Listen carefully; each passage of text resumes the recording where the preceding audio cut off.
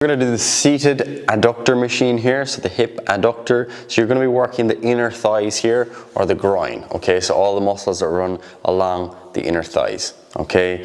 So what we're going to be doing here, first of all, is just making sure that we're starting off in an appropriate starting position. So what you might find is that you come up to the machine and the thigh pads are way far apart, and you mightn't even be able to start the exercise.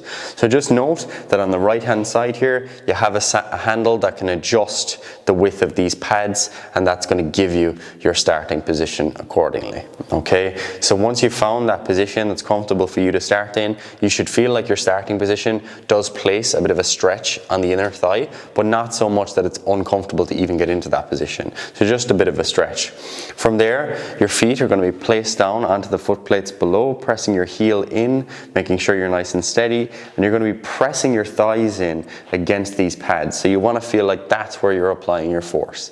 From there, you're holding on to the handles, you're staying tight to the pad, and you're bringing those thighs in together to the point where you're coming in and touching the pads off each other.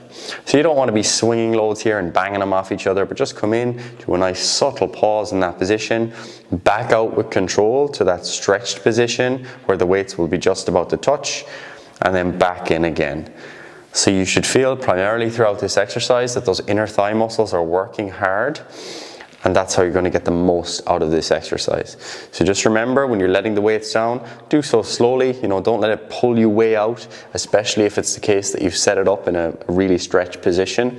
So adjust the machine at the start, and remember, we're working those inner thigh muscles here. So a really great one for the groin or the adductor muscles.